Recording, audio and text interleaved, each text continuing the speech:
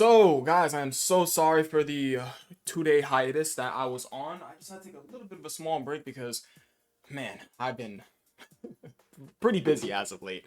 So, with that being said, we're going to be talking about this LR Super Saiyan Goku. He showed up as the first character on the Dokfan Wiki, and I'm pretty sure I've never talked about him, so today we're going to talk about him. Who created this card?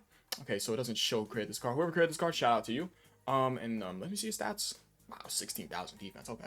So his leader skill is Dragon Ball Z 3 key and 200% to HP and 170% to attack and defense, as well as his 50% of the stats being to Z heroes or Andrew's Cell Saga category.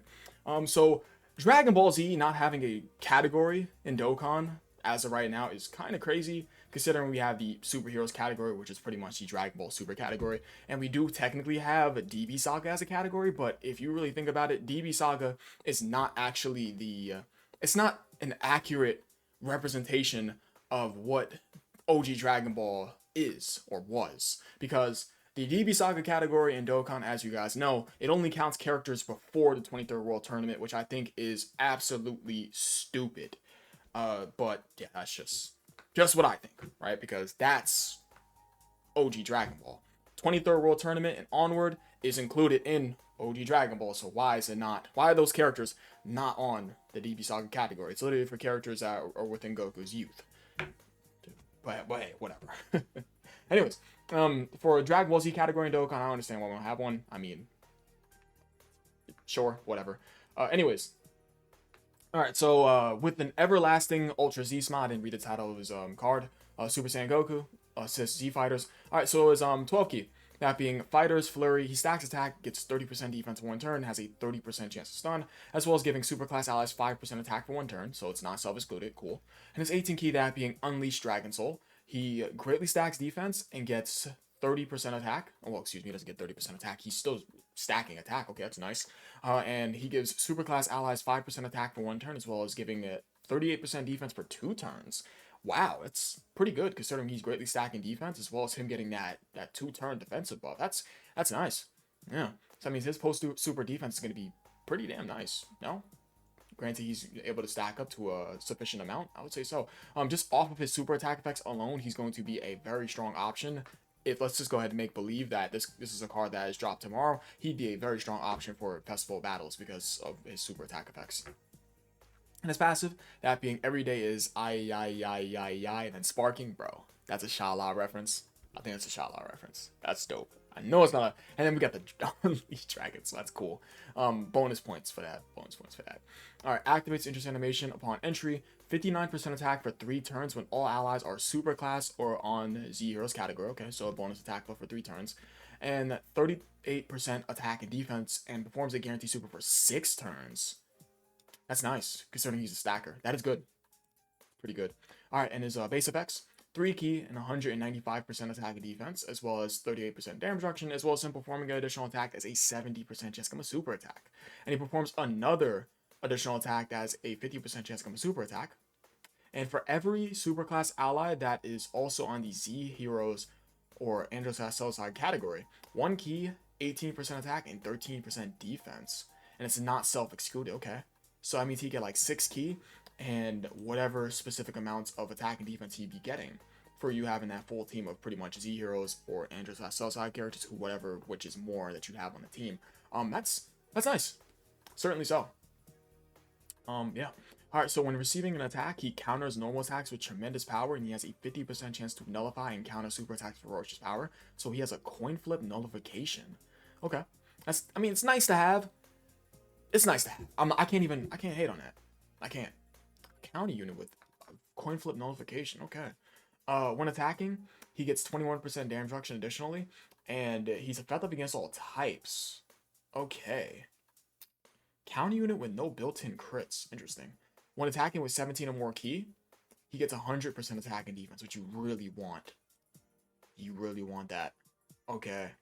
He does not have a lot of stats built into his kit, which is probably why he has this high defensive stat, rainbowed. It's probably why.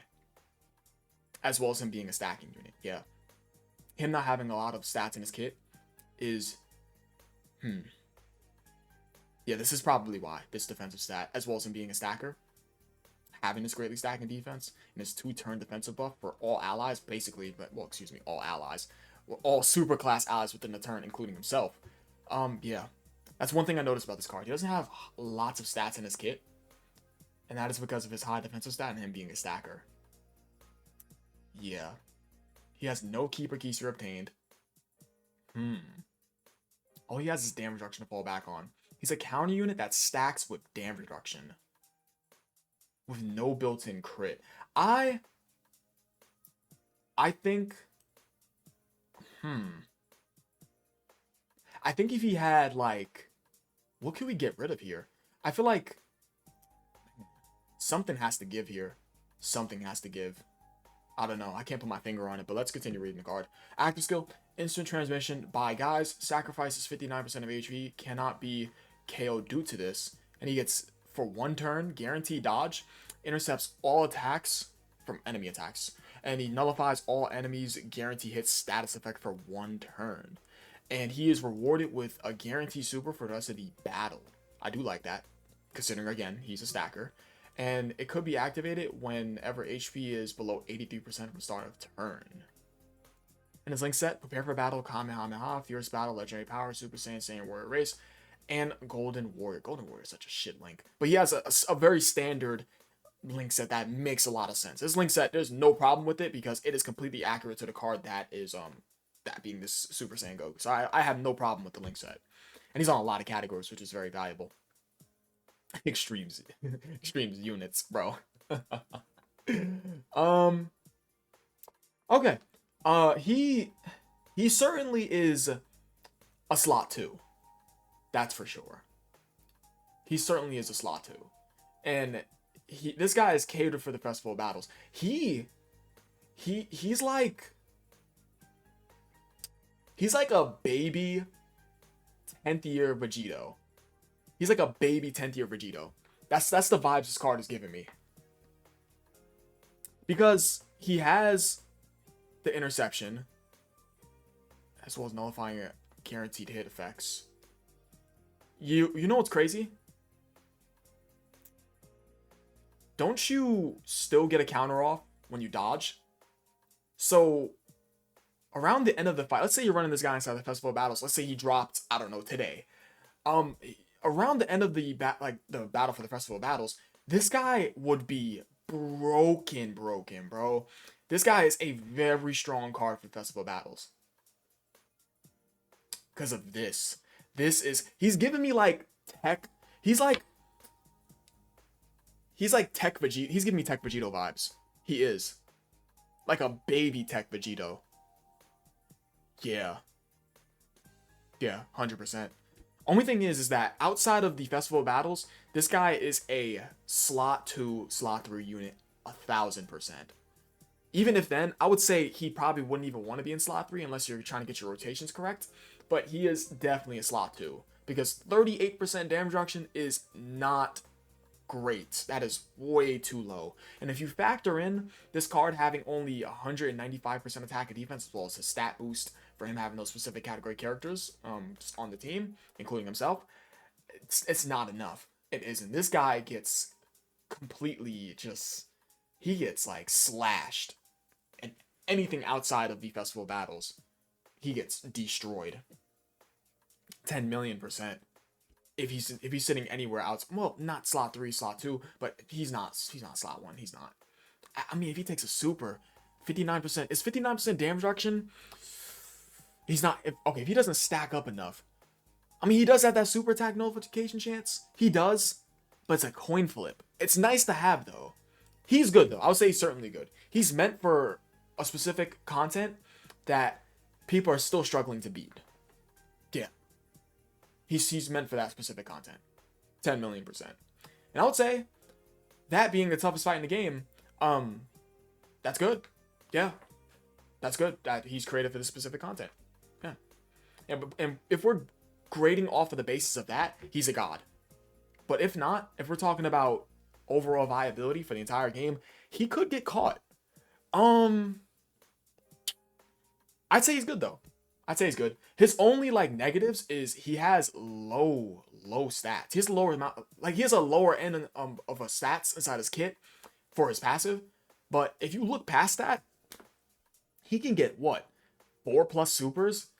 2 being guaranteed, 1 being from his interest animation buff, that's guaranteed, 1 being guaranteed for us to battle for you popping your active skill, and then 2 being the chances. And that's not including the base super that you're doing when you collect key spheres as well as your hidden potential system. So he can get up to 6+ supers, 4 being from his kit, and 2 being from his hidden potential and his base super.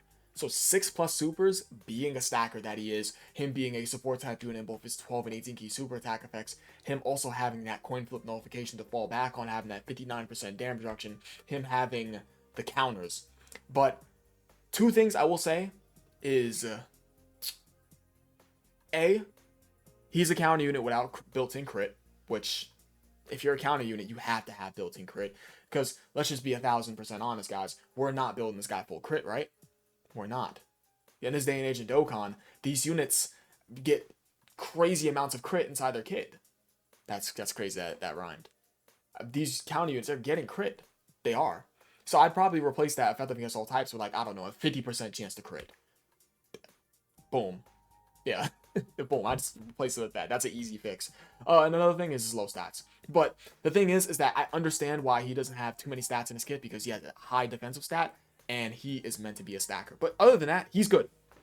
His positives completely outweigh his negatives. He's very good. He has a busted-ass active skill, by the way. This is a very strong active skill. Only thing that holds it back, obviously, is the sacrificing HP. But, yeah, that's 59% HP sacrificing is kind of, that's crazy. But around the time, let's just keep talking about the Festival of Battles. This guy being the stacker he is, around the, I don't know, the 47th phase, the 48th, what is that like? The Faith Goku, the Faith Coup with the Glorio and Daima Goku, that's 48. And then 49 and 50 is Gogeta and Super Vegito. Around that time, you pop this active skill, and then you get back onto the next turn. You can recover your HP back fully if you get lucky with the specific key spheres that are on the rotation, because by then you're gonna have a lot of stacked up defense, and you guys already know the higher defensive stat is, the more HP recovery you're gonna get, right? That's completely it. That's completely it. W card though. This card's very good. Very, very good. I will still never understand why Dokkan went with the design they did for DB Saga. It being for only for Goku's youth. It's so fucking stupid. It's so stupid. Superheroes makes complete sense. Fine. DB Saga, no sense. I don't get why we're not including characters that are after the 22nd World Tournament. It's stupid. It's stupid. But yeah, I appreciate you guys watching. You guys are the best. Leave a like and subscribe if you enjoyed the video. Shout out to the person that created this card. This card's good. This card's pretty goddamn good. Only thing I would do is add crit chance to him, as well as raise up his stats, but I understand why his stats are low. But yeah, join the 24/7 Discord server. A link is down below in the description. You guys joined today. Again, I am sorry for the couple day of hiatus. But I'm not gonna lie to you guys, I was tired as hell yesterday, and I don't want to give like a slop video. I want to give like my honest opinions. You know, I always give my honest opinions for the cards. Yeah. I appreciate you guys watching. You guys are the best, and that's gonna be all. Peace.